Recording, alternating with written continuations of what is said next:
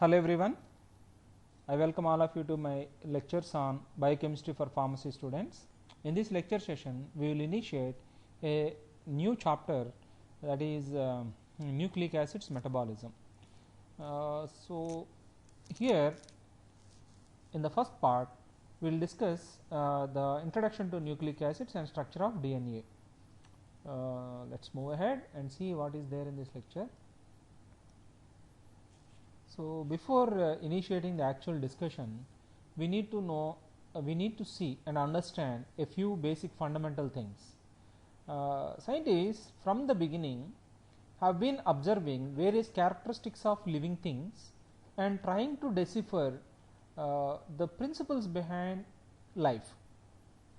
So, here in some of the characteristics which has led to the study of nucleic acids in the form of some nuclear material is because of the observation of these two characteristics. One is reproduction, second one is adaptability of the living things to various aspects of life. In case of reproduction, the characteristics of living things, like it is species specific.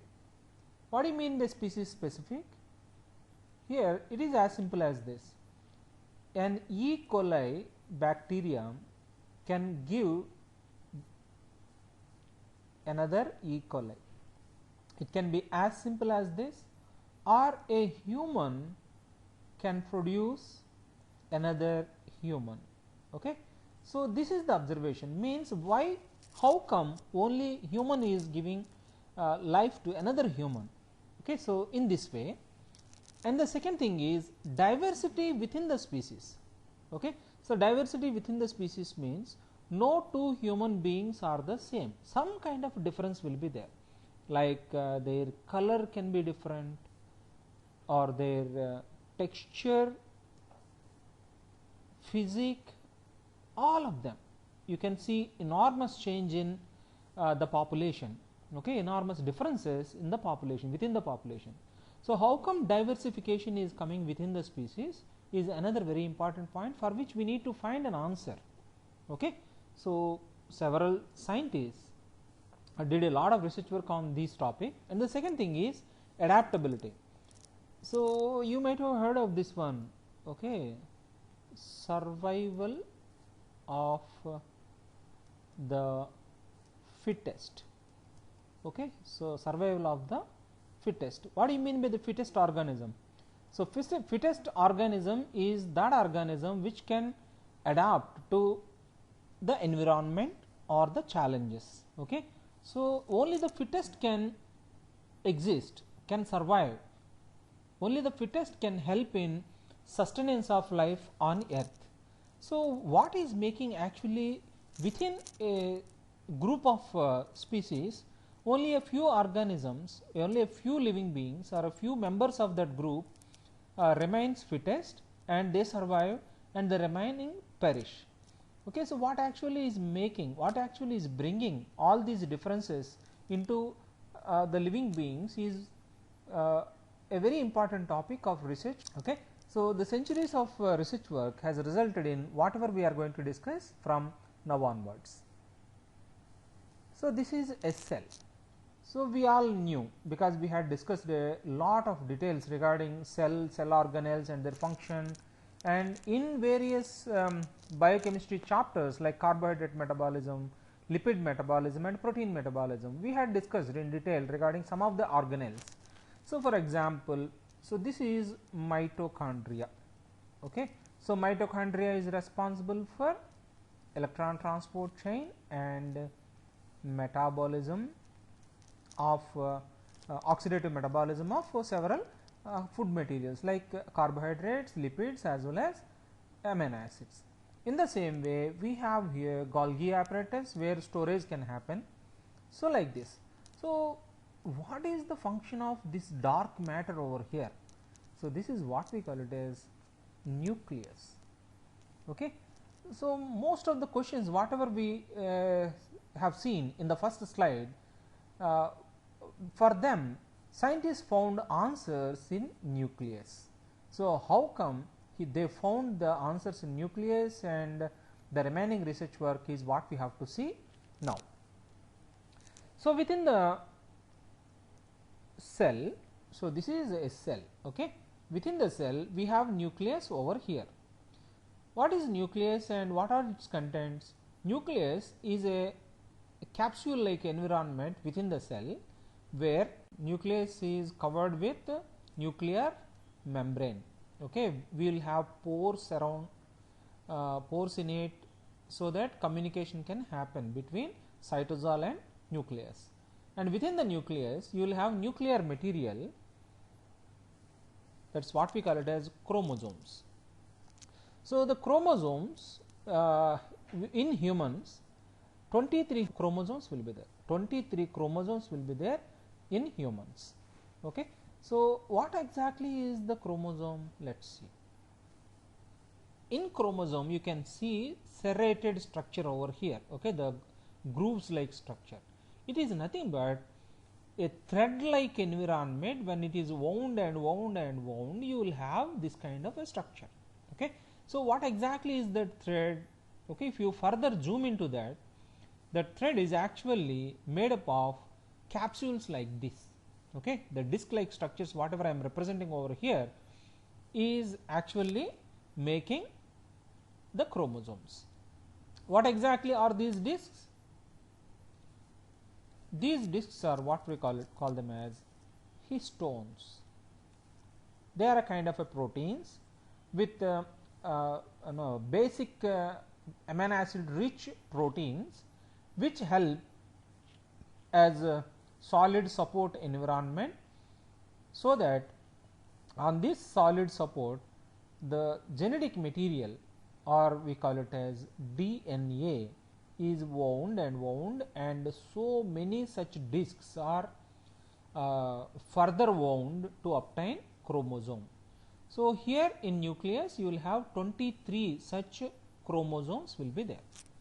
So, in case of DNA, what exactly is DNA? DNA is a linear polymer, okay. So, here you can see this is one of the polymer, this is second polymer, and these polymers are made up of specific chemicals, we call them as nucleic acids, and all these nucleic acids, they are bound together in such a manner that they will form a linear polymer. Two such linear polymers come together so that helical structure is formed. So, this helical structure, okay, if you look at this one from certain distance, you can see it appears as if it is like a thread, okay.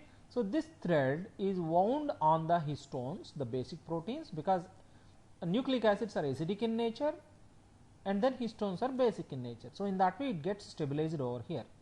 So many such nucleosomes are wound further to obtain chromosomes. A chromosome is a highly densely packed genetic material. So, in the chromosome functional parts, specific regions of DNA, the fragments are what we call them as genes. So, these genes have specific functions that we will discuss in the latter part of today's lecture, okay.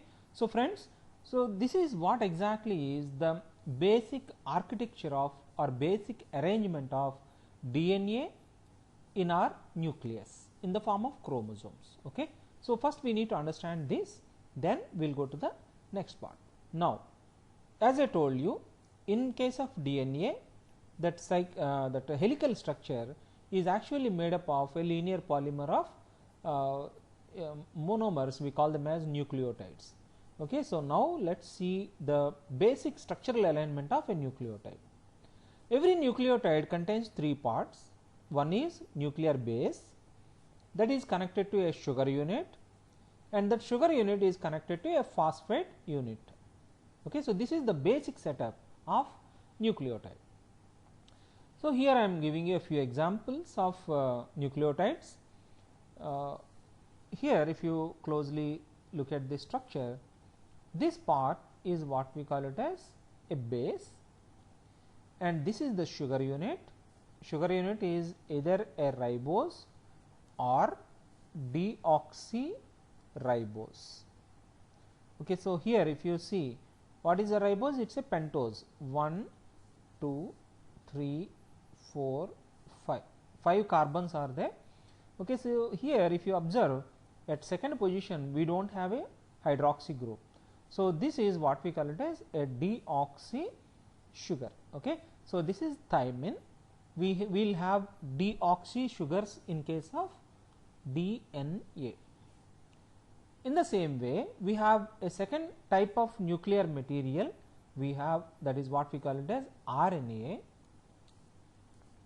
ribonucleic acid, and deoxyribonucleic acid. So RNA, where the we will have, this is what we call it as a base, and here we have the sugar and phosphate.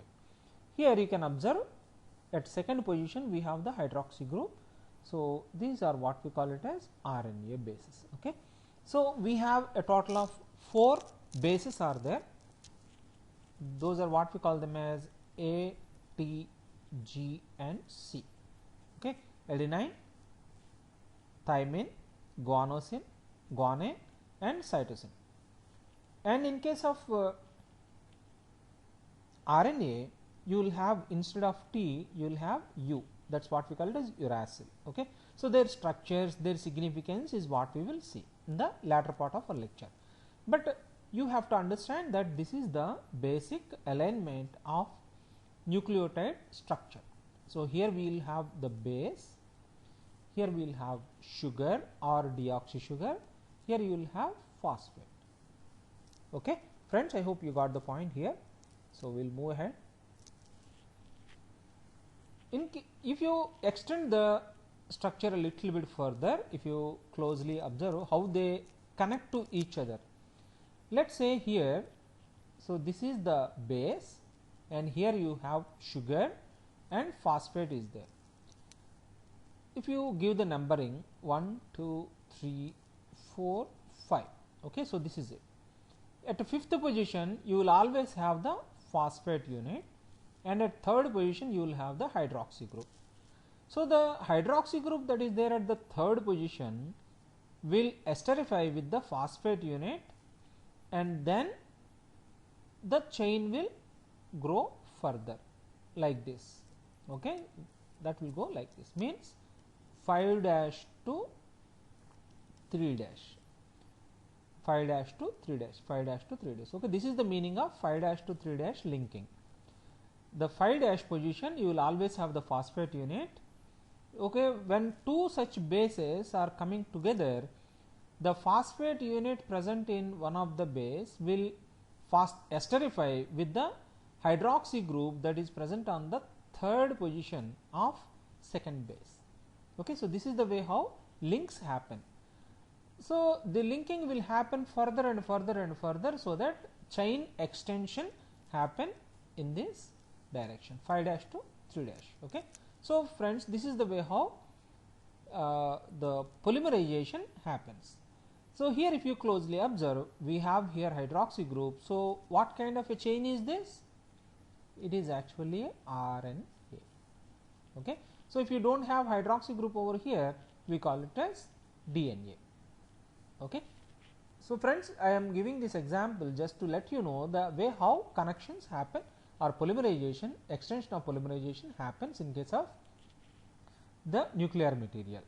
Okay, okay, now let us see how the basic information regarding DNA structure and its stability. As we all have seen, DNA exists as a double helical structure, means two chains were connected to each other and they were wound and wound and wound in such a manner that it forms a helix.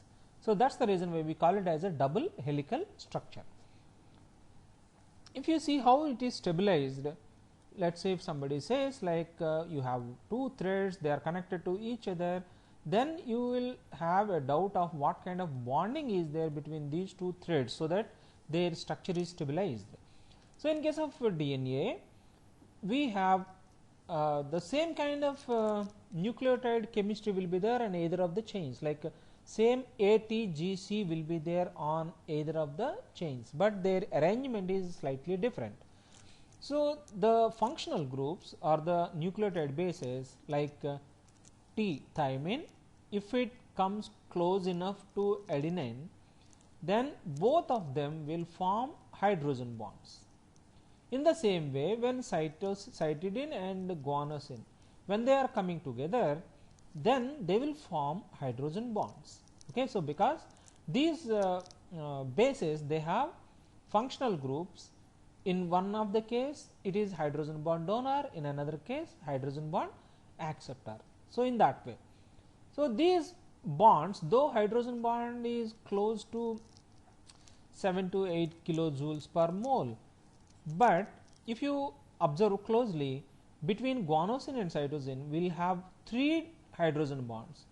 In between T and A we have 2 hydrogen bonds. In the same way, because here so many such groups are there, so cumulatively it will add up and it will ultimately become a huge number. So that's the reason why the helical structure, that's what we have over here, is of immense strength. Okay. And the second thing is, as you can see, as you go in this direction in the chain, you can closely see that the bases whatever we have over here, adenine, cytosine or guanine, etc., all of them are aromatic in nature, so that they are planar. So this is a planar structure, and here this is also a planar structure. If you see the 3-dimensional structure like this, they are close enough so that pi interactions will be there, and this further adds to the stability of the chain arrangement. Okay. So here the hydrogen bonds as well as pi interactions both will add, so that DNA will become highly stable molecule. Okay. So here if you see again, because the helical structure is formed because of 2 chains. So here if you see the 3-dimensional structure, you will definitely see 2 grooves. Okay. So in the fold between the chains, the groove that you can see is what we call it as minor groove, and the groove over here, okay, between fold and fold, is what we call it as major groove. Okay. So this is the way how the basic structure of 3-dimensional structure of DNA exists. Okay. So here if you see the chemistry, in case of adenosine, the base contains NH group, N group. So this NH group forms a hydrogen bond with the carbonyl carbon present in thymine, and the nitrogen forms a hydrogen bond with the NH group over here. Okay. So this is it. And in case of guanosine and cytosine, we have a double bond O and NH and NH2. 3 functional groups are there on this side, and in case of cytosine, we have amino group, nitrogen and carbonyl. 3 groups are over here. So they attract each other, so that 3 hydrogen bonds are formed. Okay. So this is the way how interactions happen within the DNA structure, so that structure will be stabilized. Okay friends, I hope you understood the concept here. So we'll move ahead. Let's see the comparison between DNA and RNA. In case of DNA, if you see, I'll give you the basic differences. You have here nucleus and this is cytosol. Okay. So DNA is more like the black box. Okay. The information, entire information regarding a species, means how actually the physical structure of the species shall exist, and also physiological functions. Every information will be there in DNA. So that's why it is stored in a locker like structure like nucleus. Okay. It is highly protected, highly regulated, and the information, necessary information that is needed from DNA is sent into cytosol in the form of RNA. So that is the relation between DNA and RNA. The genetic information present in DNA will be sent into cytosol in the form of RNA. Okay. So, RNA is a single stranded structure, whereas DNA is double stranded. DNA contains ATCG, adenine, adenosine, thymine, cytosine and guanosine, whereas in case of RNA you will have adenosine, uracil, cytosine and guanosine. So, this is again another difference we have over here. Okay. So, the remaining chemistry is the same. Here we will have a ribose in case of RNA, whereas in case of DNA we will have deoxyribose. Okay. So, DNA exclusively is present in nucleus and RNA largely is present in cytosol. Okay. Largely present in cytosol. So, this is the way how you can find some kind of a relation and a differentiation between DNA and RNA. So, if you see the structures, here you can see clearly the cytosine structure is this one. Guanosine contains 3 functional groups, that is what we have seen earlier. That's the way how it forms 3 functional. It can form 3 hydrogen bonds. So, here we have adenine and here this is thymine. A and T forms interactions and G and C forms interactions. Okay. A and T forms 2 double bonds, G and C forms 3 double bonds. Okay. So, here if you see cytosine, guanosine, adenine and uracil will be there. The difference between uracil and thymine, if you closely observe, we have here methyl group instead of hydrogen at the 5th position. Okay. So, friends, I hope you understand the concepts here. So, we will move ahead. Now, let us see the way how DNA and RNA are related, and the second thing is the significance of DNA in deciding functionality of a cell or a tissue or an organism. Okay. So, these are all cells. Okay. So, if you see one of the cell, it contains nucleus and this is cytoplasm, the remaining.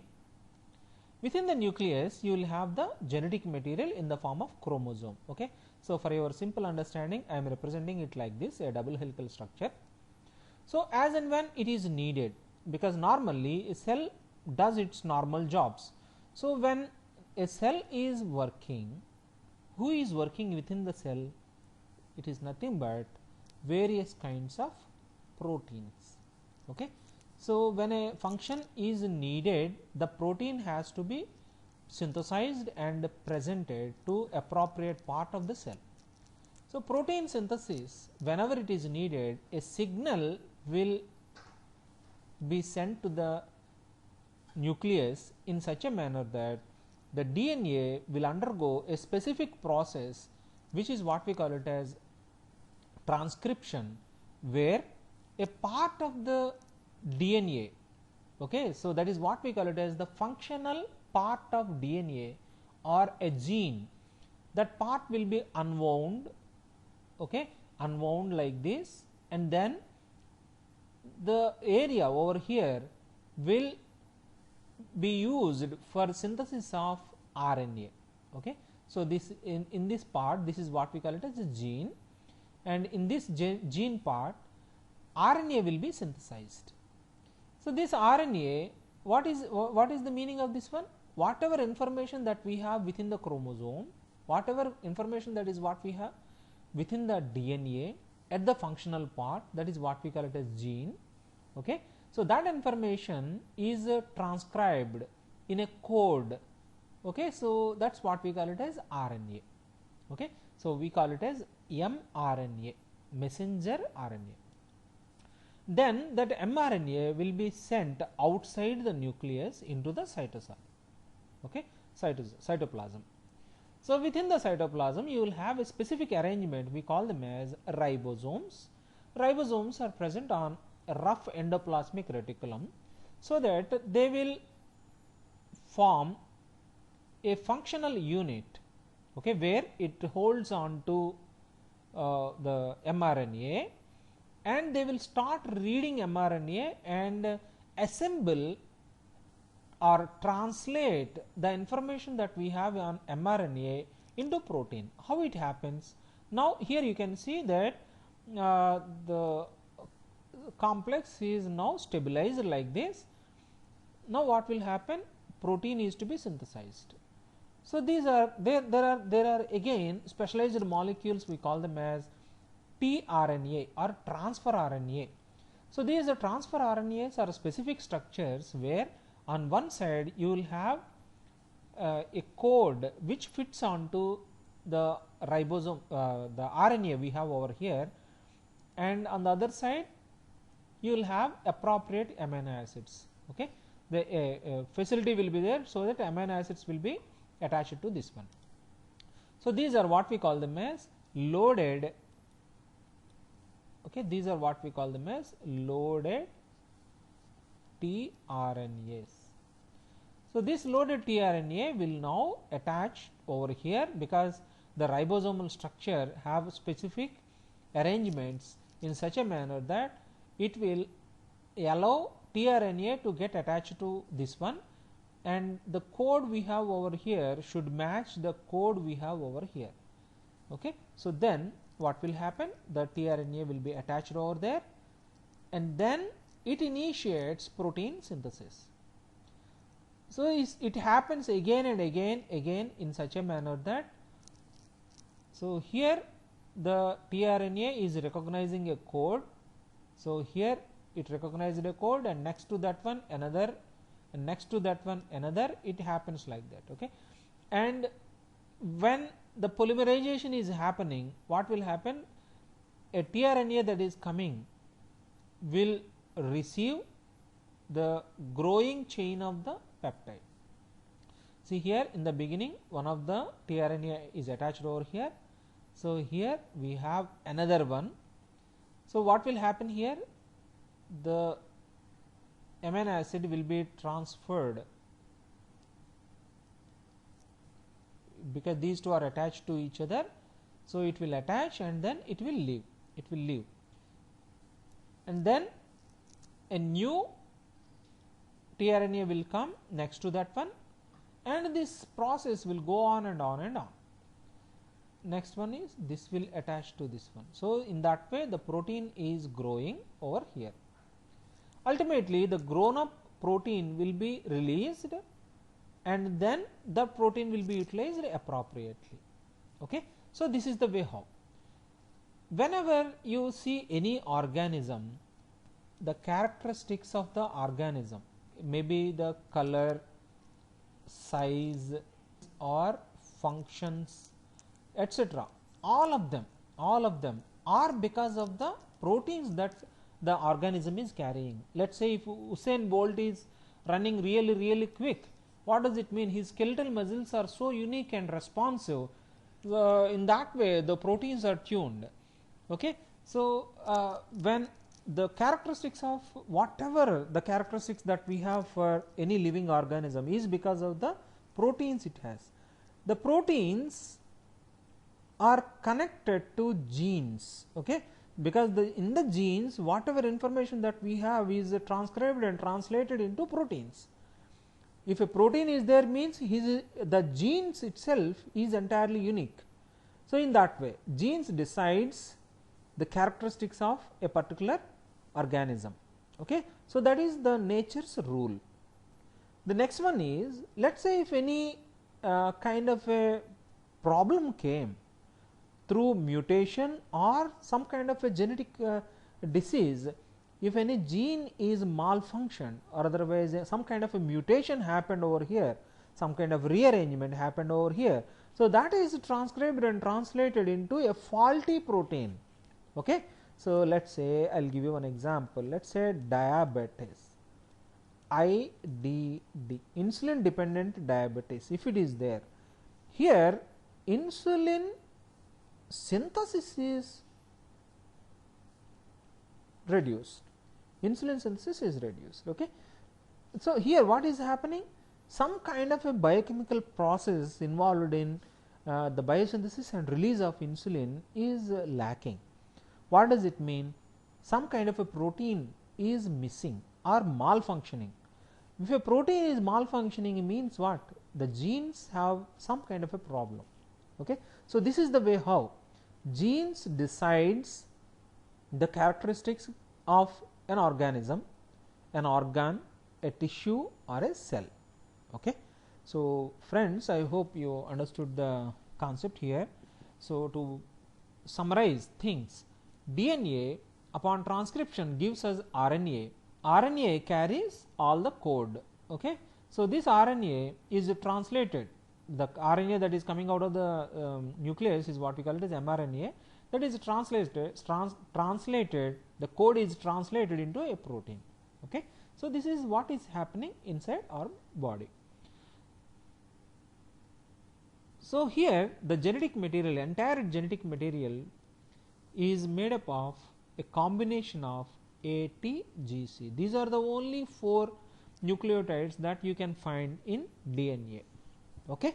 So, friends, now I hope you understood the importance, structure and basic arrangement of nuclear material within our cell. We will discuss the biochemistry of all these nucleotides in the next class. Friends, I hope you understood the concepts here. I request all of you to please share this video with your friends. I will meet you again with another very interesting lecture soon. Thank you.